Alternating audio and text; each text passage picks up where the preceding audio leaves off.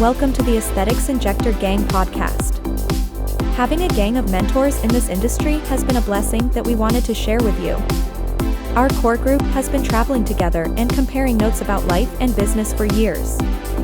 Tune in as we delve into topics with others in the industry that you are sure to love and make you laugh. Hi everyone, welcome back to another episode of the Aesthetics Injector Gang podcast. My name is Brandon Mullen and I am here today with Miss Valerie Prietz. Hey, how are you? And I feel like I haven't seen you in person in a I know it while. has been forever. I'm so glad that we can do this and at least have another avenue where we can connect and share our life and experience with others in the field. And I'm really glad to especially be on with you today because what many people don't know is we're probably the longest lasting relationship in this whole gang. We're old. We're old, Valerie. I don't even remember We'll the never year say that out. we actually met. Do you? I do, but I will never say it out loud. Brandon and I will never reveal the length of our relationship. I think there's one Instagram post where I alluded to how long we've been friends and in medicine together. Definitely am not going to say it out loud though, but we look great, right? We don't look as long as we've been friends, but I know that it was definitely in a hospital setting in the ICU. You were a nurse, and I think our first love affair started when I used to work on a different floor as a nursing assistant, and I would come down to the ICU and bring you codes. And I was like, I like her. She's kind of sassy, a little bitchy, definitely knows what she's doing. And eventually I worked there as an aide. And you saw me through my nursing career as I struggled through school. You blossomed. You blossomed into a great nurse. Like, let's be serious. It was a long time ago. We were such like, I don't know, we had a different life back then. But our unit was definitely like very young, like we all spent time together. We're all really good friends. I had some of my best friends come out of that experience, which what feels like 5,000 years ago, but Absolutely. And it was great because I feel like that time period was like Cheers, right? Like nothing will ever be as good as it was for bedside nursing. We had so much fun. We did a lot of things that created policies, throughout an entire organization. There was a lot of debauchery. There was a lot of fun, but definitely learned a lot, experienced things that no one will probably ever experience again. But I think it really helped to shape some of the characteristics and qualities that we have now that we're kind of both in aesthetics. yeah, I 100% agree. I think we both had just like such long-standing careers. I think we spent 5 or 6 years in the ICU together, and from there I transitioned, moved down to Florida, did anesthesia school. I've been doing anesthesia for I won't say how long. That'll give people too many numbers to put together, but have been doing that. Love my career in anesthesia, but my transition in 2018 was really trying to get away from the bedside. I'd been doing bedside for a long time, was always interested in the science and medicine of, aesthetics. I went to like a conference, it's like a simple, like, here's a bottle of Botox. This is what you do with it. And from there just kind of started growing. And, during that time frame, you and I had like kind of shifted apart, which people do. We still stayed in communication, but didn't work together, didn't see each other. And then, what was it? Like August of 2020, Yeah. maybe 2021, I think it was.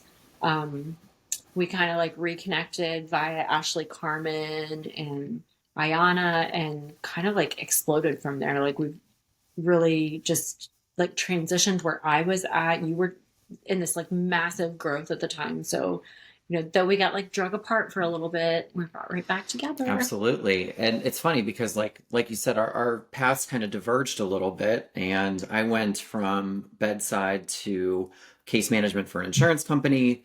And then I worked for a software company. And during COVID, I was really honestly removing myself completely from bedside. I was getting so much into the business. I even went so far as to start my MBA, and I got I'll call it my half degree And when I started working for Ashley and Aiyana Atelier, I really went all in, not knowing what the hell I was doing. But she was so busy and drowning. She's like, "Can you do this, this, and this?" I said no, but I'll kind of Anna Delvey my way through it and see what the heck happens. And I remember when you initially reached out, because you know how you get those Instagram DMs like, "Hey, that looks like fun. I want to do that." And I was like, I wonder if Valerie's serious, or if this is just going to be like a little weekend thing, or a 6-month love affair. But your love affair is quickly turning into your passion, right?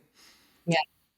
Yeah, definitely. I mean, after that first conference, I kind of tried to like take advantage of the situations I was placed in, and I opened that pain management clinic with an anesthesiologist I worked with, and we were doing IV hydration and ketamine infusions for pain, PTSD, and things like that. I was very integral in writing a lot of the protocols and opening the office and like all the grit that goes in behind the scenes to get an office up and running. And unfortunately, like we just kind of grew apart, and I really was trying to do aesthetics in one arm of that facility, but I just really couldn't see it coming to fruition. There were a lot of differing opinions, and just thankful for the experience because I learned a lot in opening an office. But I was very thankful for the clarity to know that it wasn't going to work out long term. And that's, I think, when I kind of just started like floating and floundering a little bit because there wasn't a clear path in my head as to where to go. But that also, that was like 2019 into 2020. And then, then of course we had the pandemic, which shifted everyone's life. I think an important point in that is, I think the pandemic shifted a lot of people's careers and interests. I was still working during the time, not as much, but I was in the hospital in the thick of it. And I really just, I think that's when I started to push myself a little more for change. Took a couple jobs at like a small med spas in the area. Never really satisfied with it, but I had to get my hands back in it and keep moving Right. and seeing patients and doing treatments.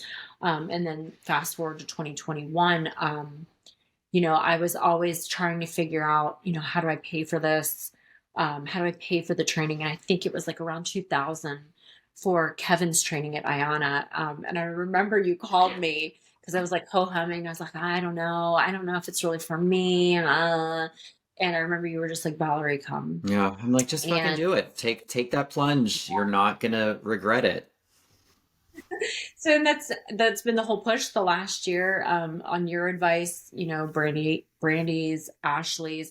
I think I have this sneaking suspicion that, we think everything with this gang has been so haphazard, but I think deep down inside, Ashley has like handpicked everyone. She has her like own vision for everyone in her head. And, because Ashley and I like knew each other in Pittsburgh, but we didn't like know each other like you guys know each Right. other. And I think how she brought you on, she had that whole training at Aiyana. I feel like everybody's handpicked to be there. Brandy, me, Morgan, Sarah, Kevin, you, Evelyn. And it's like, I just can't think that it's so haphazard. I'm like, maybe Ashley like has like a low key plan for everyone. We just don't know it yet. I think if she ever gives up this aesthetics thing, she could do interior design and maybe like tarot card reading or psychic Susiness, because you're kind of right. But I mean, I think it's just life happens in mysterious ways. Like, had you asked us back in the early 2000s, would we ever be in aesthetics together, doing things, networking, strategizing, creating this podcast? No, I wouldn't say you're a crazy person. You're a fool. I don't even know what a podcast is, so, You mean it's, we could be on recording? I know, right? Like, ugh, so many people have to be I subject to will my say gay voice. Ugh. we've wanted to be beautiful for our entire lives. Like we've always known that. So it feels very natural that it's happening. But yeah, it's definitely been like this huge, like unexpected, I would say like being with the gang has completely transformed. Like I've always had the same idea. Like I got into aesthetics to get away from bedside nursing. I wanted to be more involved in aesthetic medicine. Mhm. But like the integral like shift was this gang. And I just talked to a girl this past weekend at the Aesthetic Management Partners business conference in Atlanta. And she's brand new into this. She's been in medicine for like 19 years. She's an APRN that works for a GI doctor in Tennessee somewhere. But I was just like, yeah, girl, you got to find a gang. Mhm. Like our gang's kind of full. We have almost 10 people now. I'm like, but really, like, honestly, like, reach out to me. If I don't have the answer, I'll find the answer. Like, it's all about support, right? Absolutely. So I look at her as like just getting into this, and she's like, you're so knowledgeable. I'm like, I'm really not. But I'm like, if I have to find somebody to help you, like, I can.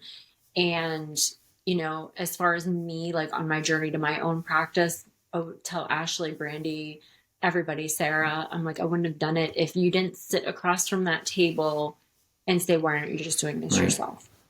You know, without Evelyn saying, stop doing the work for other people, Valerie, do it for yourself, you know, and just the encouragement and support, like, it's huge.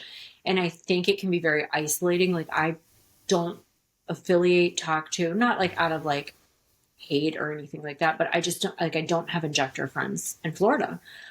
And some do, like, they have, you know, different people hang out with different injectors. They kind of have like their subset of population. Like, you see Injector Funny, all of those girls like kind of have a core group of people that think's invaluable. I think you need that in this industry. So Absolutely. I have to thank Brandon for making me spend the money on something other than a purse or a bag or a car or some other stupid vacation, because that training really catapulted me like to the next level. It reinforced my you know, we all have imposter syndrome, but reinforced to me like I'm capable of doing this. I have the skills.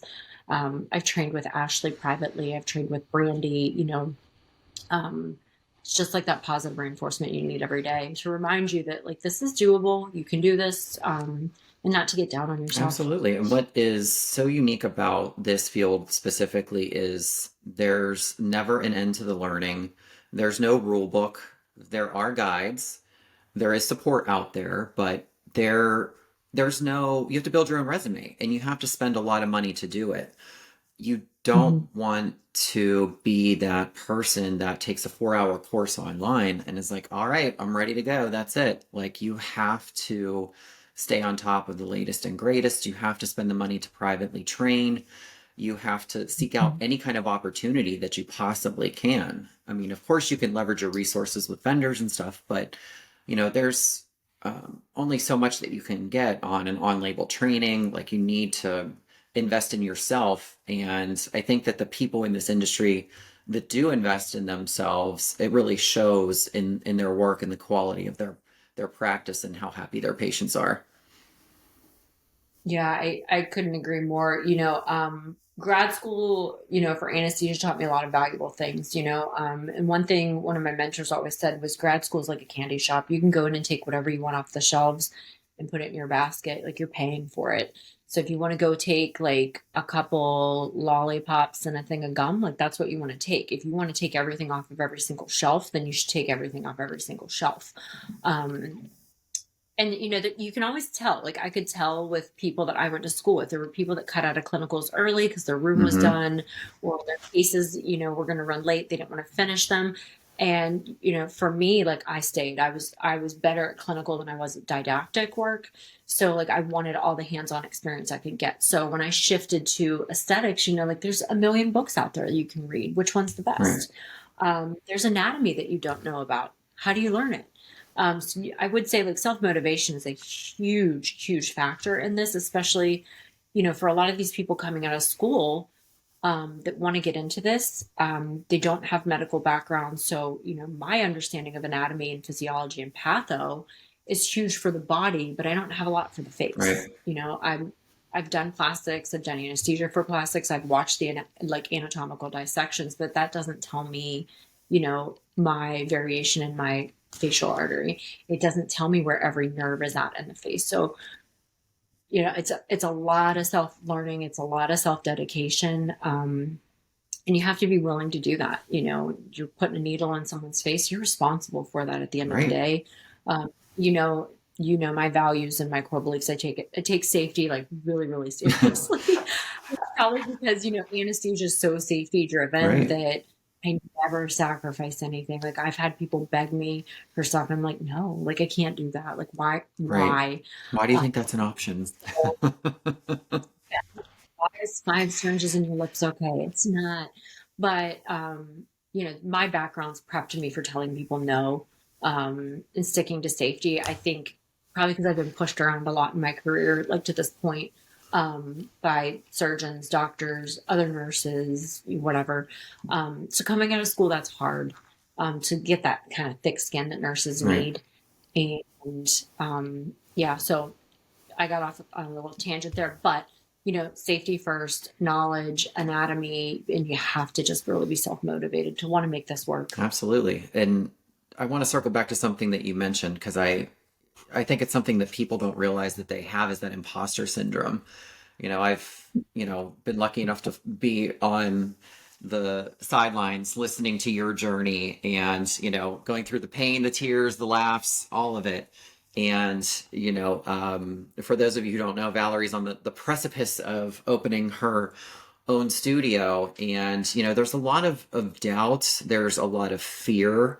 There's a lot of getting comfortable being uncomfortable because you have to overcome those things in order to make it in this industry. And to take that leap is very hard for a lot of people.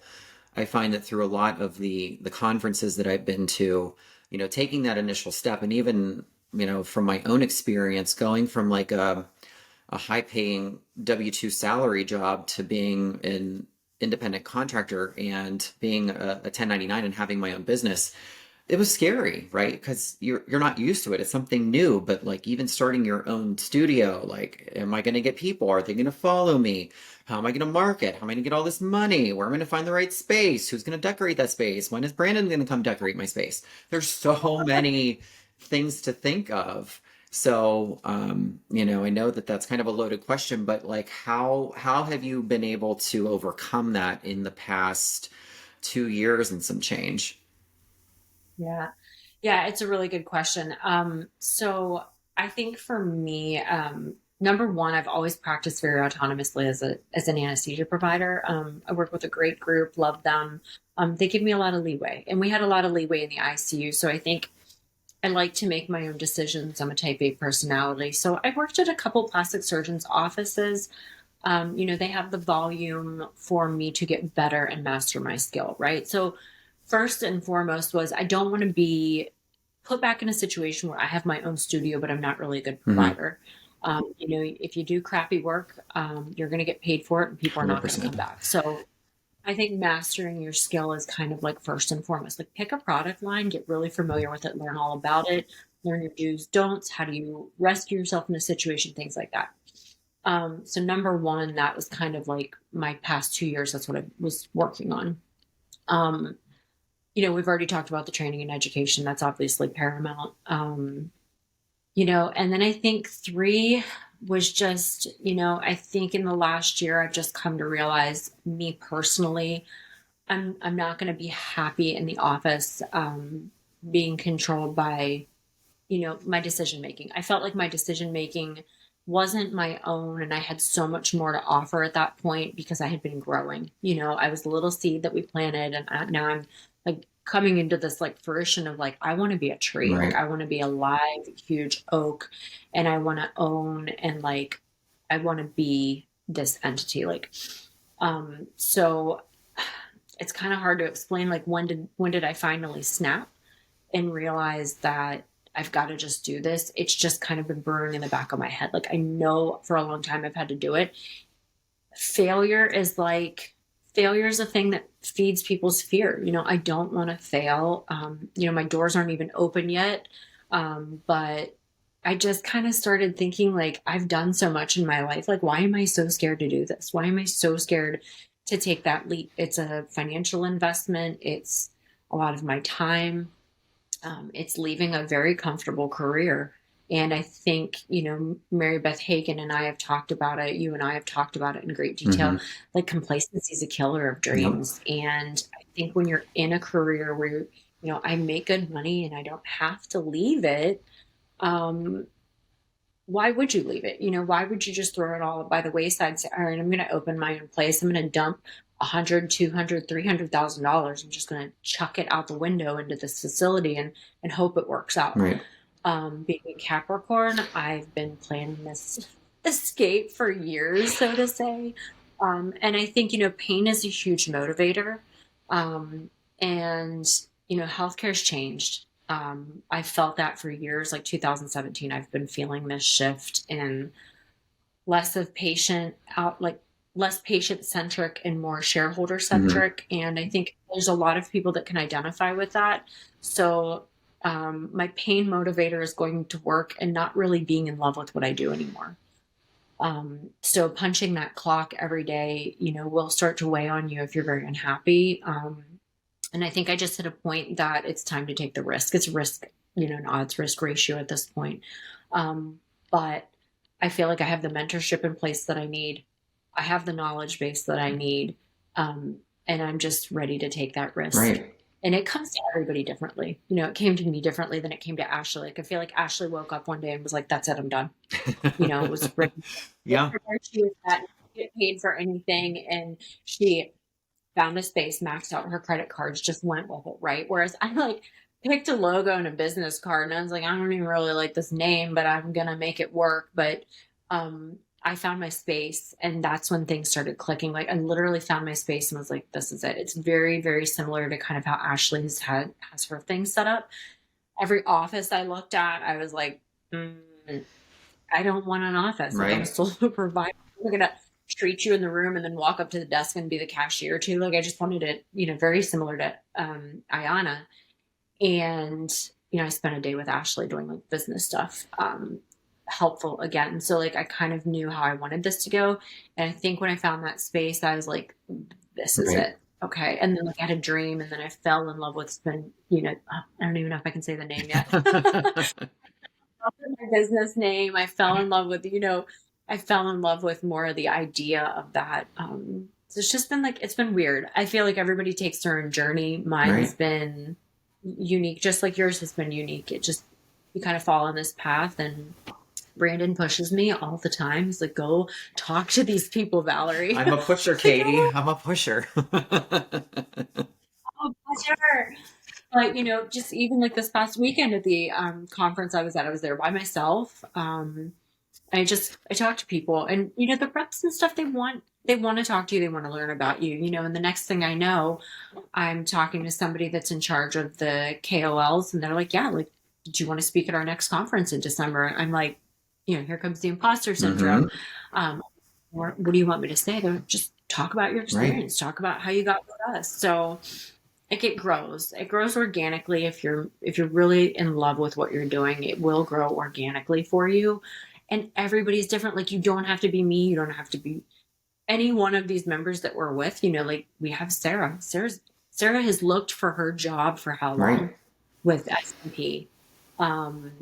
And she was, we've all had that miserable journey. I think, one, we normalize that happening. So find people that normalize those experiences. You probably worked for a crappy doctor at one point, or you were at a facility that the air conditioning went out and we didn't have any Botox available. Just someone else's story. Oh, yeah, that's another episode all in itself. Woo. But, we've had doctors not pay us, and they're just sorry, we don't want you here anymore.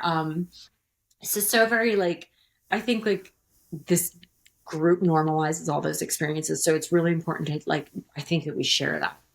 And I'm off on a tangent. Reel me back in, Brandon. Okay. That's okay. That's the journey. Sometimes there's a lot of tangents. That's my job, is to ring everybody back in. But you've pointed out a lot of great things, because I feel like you have to have a good understanding of your why in this industry. I mean, it's always good to have in life, but the number one motivator, in my opinion, for starting your own aesthetic studio should not be money. If it's money, it's going to show. You really have to figure out what you want. And like you just said, our good friend Sarah, she knows herself. She still wants to work bedside in some capacity, and is fine not owning her own med spa. She's fine, but wanted to make sure that she took the time to make sure that she was working for the right brand and the right people and make sure that was a good puzzle piece that she could fit into.